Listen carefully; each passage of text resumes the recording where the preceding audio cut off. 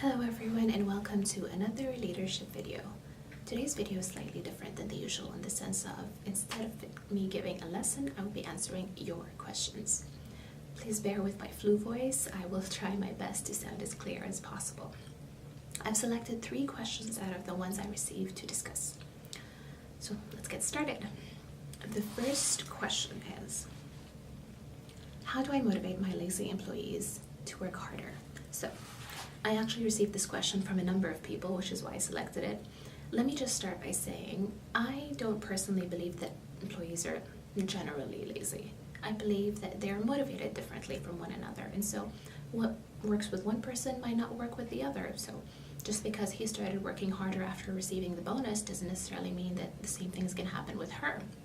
And so as a leader, you have to understand that what works for who. And there's so many different things that you can do to achieve that. You can distribute surveys, you can start by doing an exercise at your workplace, or you can simply just ask them. A lot of people prefer the straightforward method. The second point is that what you should be after is not how to make your employees work harder, but how to make them work smarter. And so when I said earlier that I don't believe the employees are generally lazy, it's because I realize that so many employees are placed in positions that don't allow them to fulfill their full potential. They are just placed there by management because it's a position that needs to be filled. And so yes, you're great at accounting, but we have an opening in HR. And then they complain about employees not being motivated. So place people in areas of their strength, place them where they can excel, place them where they can fully utilize their talents to their best abilities. Don't place someone in a position just because they took that one class in college that makes you believe that they're qualified for the position, and when they don't, you act all surprised. That's not how things work. And so before we ask our employees to work harder, maybe our managers should work smarter. And just to get something straight, I am not putting all the blame on management. What I'm saying is that we should work on communicating better what it is that we want, how we can better prepare our employees to help us achieve our goals and our mission and our vision, as opposed to just sitting here and thinking of all the ways that we are failing or could be failing due to our employees not performing as we expected them to, due to lack of motivation. The second question is, are my technical expertise enough for me to start a business? Well, you can definitely start a business with your technical abilities only, but the question you should be asking is whether it is enough for you to maintain the business. Because as essential as those skills are in starting a business, they're not half as important as people and communication skills are. Because people are the building blocks of the organization, and if you're not able to work with them and maintain good relationships, your business will suffer. So you can always hire someone to cover for these technical skills if you don't have them, but in order for you to be on top of your business and maximize its potential as an entrepreneur, communication, people, and emotional intelligence skills are pertinent to the success of your business. And those skills can be learned and developed with time and practice, so don't believe or think that you're doomed if you're lacking in those areas. Okay. The third question is, my boss doesn't take me seriously. I have a lot of good ideas, but whenever I try sharing them with him, he simply brushes me off and says, "Not now, I am busy."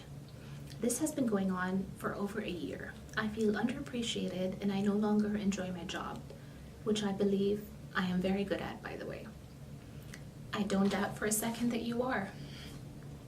This is actually a very common situation, and I'm sure that a lot of people have been through it, me being one of them, or are currently facing this situation, and so thank you for reaching out and asking this question.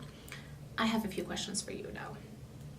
First, have you tried facing your boss? Did you directly ask him why is he brushing you off? See, a lot of managers don't realize the impact of their behavior and actions on their employees, and so it's up to you to step up and point out those actions. And I realize that it's not the easiest thing to do, but we grow through feedback, and if this is negatively impacting you and your life and your productivity levels, then something has to be done.